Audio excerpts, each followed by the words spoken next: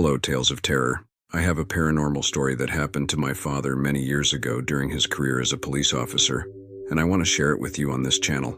Honestly, it's quite macabre and terrifying and raises a lot of uncertainty about what's real and what's unreal.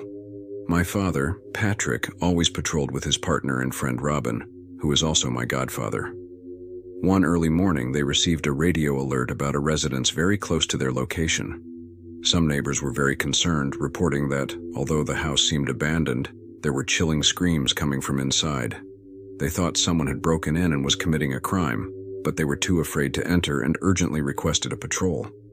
My father, who was driving, accelerated as fast as possible to reach the location quickly. Upon arrival, several neighbors were already waiting for them and signaled them as they approached. They were the same ones who had reported what was happening. Everyone was in their pajamas, as it was the early hours of the morning.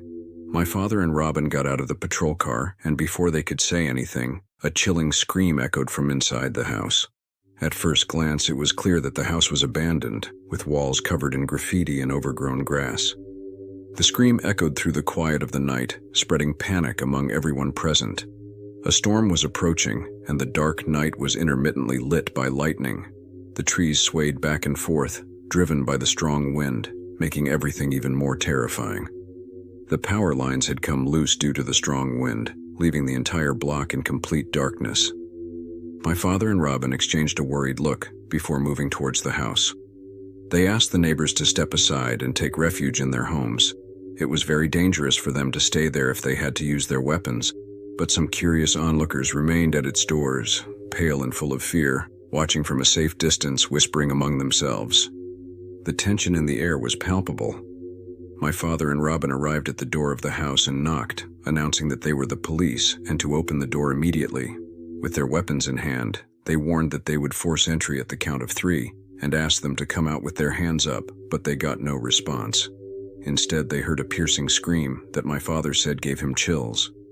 It sounded like someone was being tortured, resembling the screams of a woman, which caused even more despair.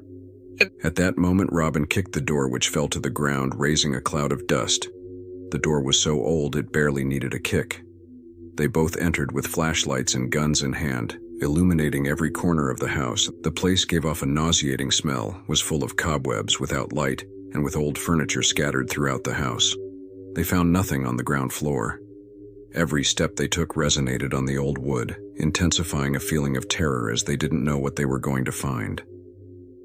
The first floor was clear, and although the screams had stopped, they began to hear strange noises coming from the floor above, as if something or someone were being dragged. They slowly climbed the stairs, and my father called for backup, fearing the worst. Upon reaching the last step of the upper floor, they started to hear footsteps creaking on the wood. They remained still for a few seconds, trying to identify where the sounds were coming from. They headed directly to the room from which they suspected the noises were coming, illuminating every corner with their flashlights as they advanced. Upon reaching the door of the room, Patrick took a deep breath and, with a gesture, signaled Robin to open the door. Robin nodded and, with a push, swung the door open. What they saw sent chills down their spines. In the center of the room, a female figure was slowly swaying, hanging from the ceiling with an old rope. Her feet barely touched the ground. It was shocking. But the most shocking part was realizing that the screams couldn't have come from that woman, whose body seemed to have been there for some time. However, the most disturbing thing was that next to her, there was an empty cradle gently rocking back and forth as if someone had just placed the baby in it. My father and Robin exchanged horrified looks and began searching the room for any clues that could explain the macabre scene, while they awaited the arrival of the forensics and backup. But all the windows were tightly closed. There were no signs that anyone could have escaped through them.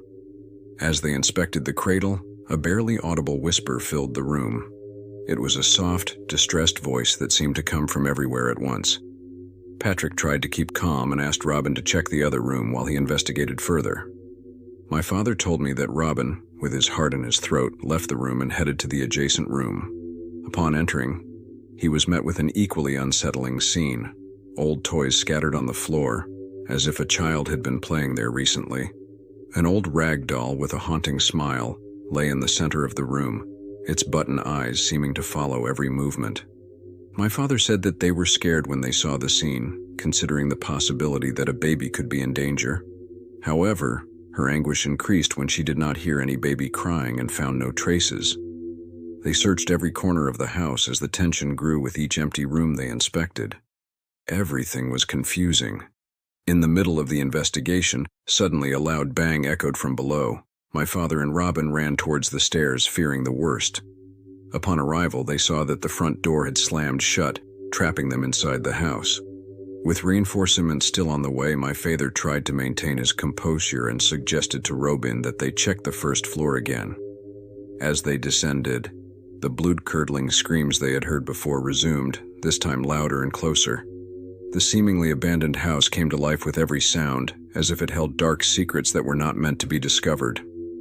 When the forensics arrived, my father and Robin went out to talk to the neighbors for clues. They mentioned that some nights they had seen activity in the house, noticing candlelights flickering upstairs, especially striking because of their red color. They also reported finding dead animals with pins embedded in the door of that house, which they detected due to the strong smell that emanated from there, which was extremely macabre. It seemed that the abandoned house was being used to perform rituals, and this had claimed the life of a woman. Now, the main concern was determining if there really was a baby involved in this whole situation. After the arrival of the forensic experts and their inspection of the woman's state of decomposition, they confirmed that she had been there for at least 5 days. However, what was puzzling was that they found no evidence of how he could have hanged himself, as there was no ladder or any object that he could have used to hold the rope from the ceiling. This perplexed us.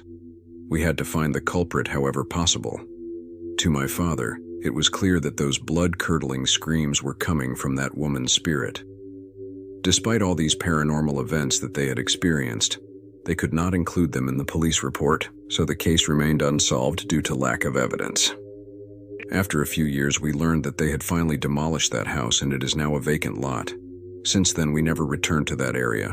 We moved to another state for my father's job and never went there again. To this day, the truth behind the events that occurred at the abandoned house remains a mystery.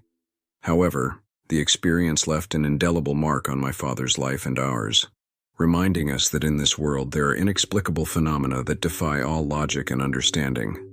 A few months ago, I came across Robin, my godfather, and we talked about that night.